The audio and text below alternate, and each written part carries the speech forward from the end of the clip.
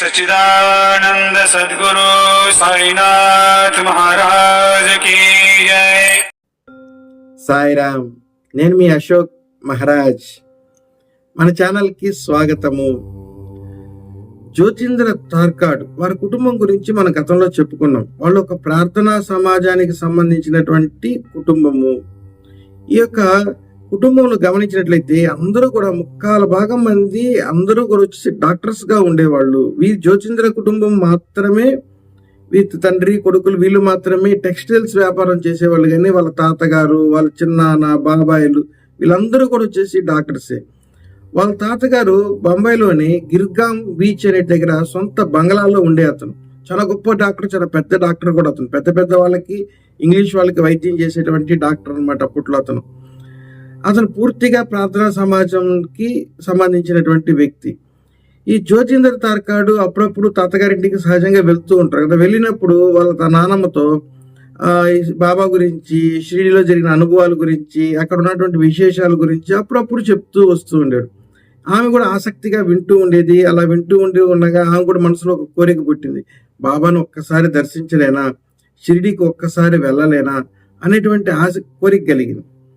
కానీ వాళ్ళ తాతగారికి చెప్తే ఎక్కడ కోప్పడతారేమో. ఎందుకంటే ప్రార్థనా సమాజంలో ఉన్న వాళ్ళు విగ్రహారాధన కానీ, స్వామీజీలు కానీ, పూజలు కానీ, లేదా బాబాలు కానీ వేటిని కూడా వాళ్ళు వచ్చేసి మంచిగా తీసుకోరు.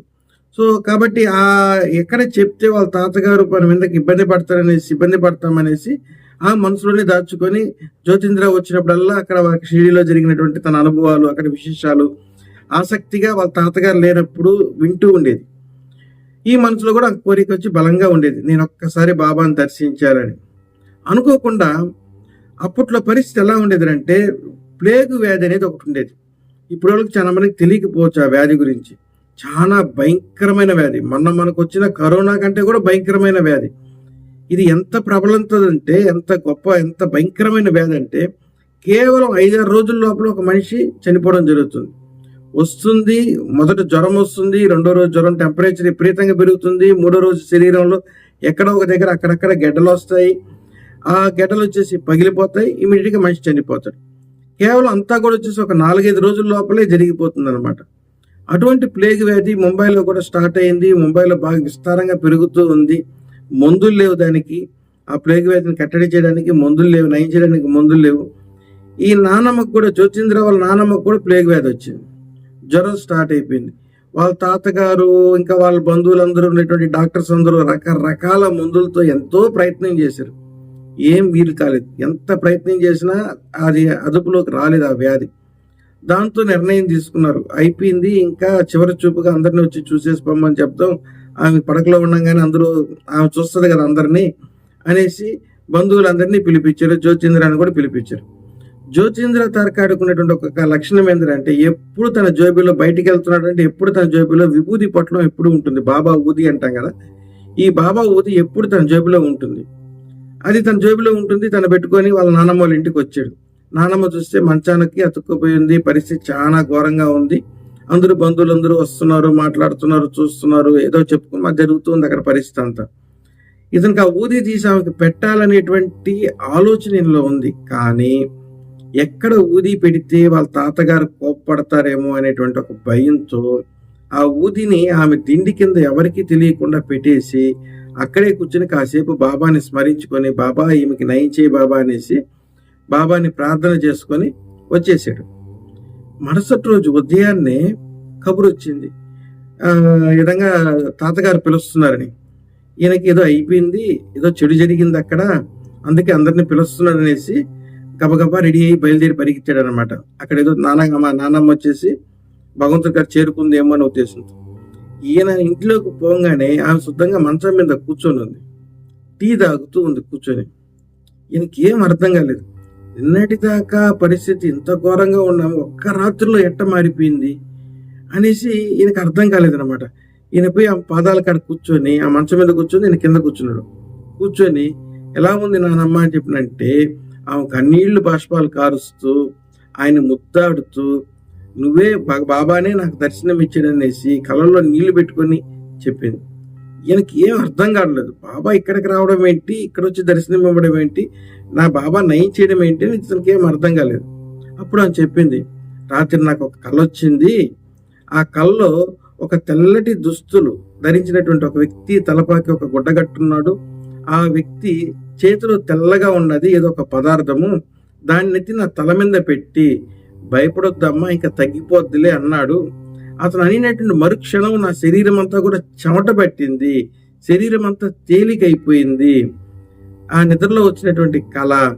కానీ ఉదయం లేచి నేను మొహం కడుక్కొని అద్దంలో నా ముఖం చూసుకున్నప్పుడు నా తలపైన ఆయన పెట్టినటువంటి చేతి గుర్తు ఏదైతే ఉందో ఇంకా అలానే ఉంది చూడు అనేసి ఆమె వచ్చి ఈయనకు చూపించింది. జ్యోతింద్ర తారకాడికి కళ్ళలో బాబా ఆశీర్వదించింది. నిజంగా తన యొక్క ఉండేటప్పుడు తన తలపైన ఆ గుర్తు అనేది కనిపించింది. ఎంత అద్భుతం కదా. దాంతో జ్యోతింద్ర తారకాడు ఒక పక్క, ఆమె ఒక పక్క, వాళ్ళ నాన్నమ్మ ఒక పక్క బాబాని వేలగా శృతిస్తూ జరిగింది. బాబాని ఎంతగానో ప్రార్థించడం జరిగింది, ఎంతగానో వాళ్ళు ఆ కృతజ్ఞతలు చెప్పుకోవడం జరిగింది. దీంతో ఎవరైతే పూర్తిగా బాబాలంటే వ్యతిరేకిస్తూ, ఎవరైతే పూర్తిగా భగవాన్ యొక్క పూజలంటే వ్యతిరేకిస్తున్నటువంటి వాళ్ళ తాతగారు కూడా ఆశ్చర్యించింది. ఆయన కూడా బాబాని అంగీకరించడం ప్రారంభించాడు. మన జీవితాల్లో కూడా ఇలా అనేకం జరుగుతాయి.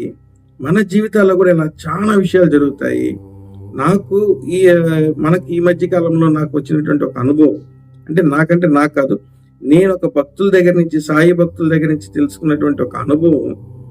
నెల్లూరు జిల్లా కోట మండలంలోని ఒక రొయ్యల ఫ్యాక్టరీలో పనిచేస్తున్నటువంటి వాళ్ళు వచ్చేసి సొంత ఊరు వచ్చేసి కడప జిల్లా.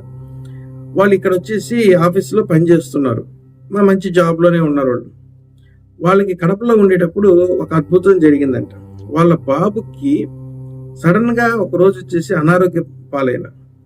ఈ అనారోగ్య పాలయ్యేటప్పటికి అన్ని హాస్పిటల్ తిప్పేశారు. ఎక్కడెక్కడ ఉండే హాస్పిటల్స్ హైదరాబాద్ కానించి తిప్పేసి ఎక్కడ తిరుపతి అన్ని దగ్గర తిరిగేశారు. ఎందుకంటే వాళ్ళకి ఆ దగ్గర ప్రదేశాలు కదా. లాస్ట్కి ఇంకెక్కడ అవకాశం లేక వేలూరు హాస్పిటల్కి తీసుకోపోయినారు. మనకు చిత్తూరు జిల్లా పక్కనే ఉంటుంది వేలూరు హాస్పిటల్, చాలా ఫేమస్ హాస్పిటల్. అక్కడ తీసుకుని పెట్టుకున్నారు. డాక్టర్స్ వచ్చేసి ఇంకా కష్టము, ఇబ్బంది అన్నారు. ఈయనకి ఒకే ఒక కొడుకు, ఆ తల్లి నాకు చెప్పింది. ఒకే ఒక కొడుకు. ఆమె రాత్రంతా కూడా ఆ బిడ్డ పక్కన కూర్చొని బాబాని స్మరించుకుంటూ, బాబా నువ్వు లేక నీ వల్ల కలిగినటువంటి సంతానం బాబా, నువ్వు ఇచ్చినటువంటి సంతానం బాబా, ఇప్పుడు ఇలాంటి పరిస్థితి ఉంది, నన్ను ఎట్టైనా నాకు సంతానాన్ని ఇవ్వు బాబా అని చెప్పేసి ఆమె రాత్రంతా ఏడుస్తూనే బాబాని స్మరిస్తూనే ఉంది. ఆశ్చర్యంగా మరుసటి రోజు ఆ అబ్బాయికి శరీరం పూర్తిగా నయమైపోయింది. ఎంతగా నయమైపోయిందంటే డాక్టర్సే ఆశ్చర్యపడిపోయినారు. ఇది ఏంటిది, ఇలా ఎట్ట జరిగింది, ఇన్ని రోజులు ఉన్నటువంటి సమస్య ఒక్క రోజుతో ఎలా తీరిపోయింది అనేసి. ఆ పిల్లోడు చెప్పినటువంటి మాట, అమ్మా నా దగ్గరికి ఎవరో వచ్చి నాకు బొట్టు పెట్టి, నాకు తల మీద బొట్టు పెట్టి నోట్లో ఏదో వేసారమ్మా, దాని తర్వాత నాకు ఏమైందో తెలీదు అని చెప్పాడు ఆ పిల్లోడు. ఉదయం ఆ పిల్లోడి యొక్క ముఖంలో చూస్తే బొట్టు పెట్టినటువంటి ఆనవాళ్ళు, అంటే బొట్టు కనపడలేదు కానీ ఆ గీతలా కనిపిస్తుంది కదా, ఆ గీత అయితే కనిపించింది. దాంతో ఆ తల్లి సాయి స్వయంగా వచ్చి తన బిడ్డను కాపాడాడనేసి ఆ తల్లి నాతో చెప్తూ ఉంటే కళ్ళల్లో కన్నీళ్లతో అసలు ఎలా చెప్తూ ఉందంటే, ముందంతా మంచిగా చెప్తుంది. తీర తన బిడ్డగడ బాబా వచ్చి బొట్టు పెట్టి తన బిడ్డను కాపాడాడు అనే విషయం దగ్గరకు వచ్చేటప్పటికి తనకు తెలియకుండానే కళ్ళలో ఆ నీళ్లు కారిపోతూ ఉన్నాయన్నమాట. కారిపోతూ ఆ గొంతు స్వరంతో, అది ఎలా చెప్పాలో కూడా మనకు తెలియలేదు. ఆ బాధ కాదు, అది ఆనందం కాదు, ఆ వణుకుతూ చెప్తూ ఉంది, ఇలా నా బిడ్డను కాపాడాడు అంటే సాయి అనేసి చెప్తూ ఉంది. ఆ బాబే అక్కడ పనిచేస్తున్నది, వాళ్ళ కోసం ఏవి తల్లి వచ్చిండేది అక్కడ. ఇప్పటికి చాలా మంచిగా ఉన్నాడు ఆ బాబు. అంటే ఇలా ప్రతి ఒక్కరి జీవితంలో ఎక్కడో ఒక దగ్గర బాబా యొక్క అనుగ్రహము, బాబా యొక్క ఆశీర్వాదము ఏదో ఒకటి కలుగుతూ ఉంటుంది. మీ జీవితాల్లో కూడా ఏదైనా కానీ భగవంతుడి యొక్క అనుగ్రహము కలిగినప్పుడు గుర్తించండి. ఒకవేళ మీరు గుర్తించుంటే మాకు వాట్సాప్ ద్వారా మెసేజ్ చేయండి, 10 మందికి తెలియజేసే ప్రయత్నం చేస్తాము. వీడియోగా నచ్చినట్లయితే లైక్ చేయండి, మన ఛానల్ని సబ్స్క్రైబ్ చేసుకోండి. సర్వే జన సుఖినో భవంతు, సర్వత్రా శుభం కలగాలని కోరుకుంటూ సర్వం శ్రీ సాయినాథార్పణమస్తు. సాయిరాం.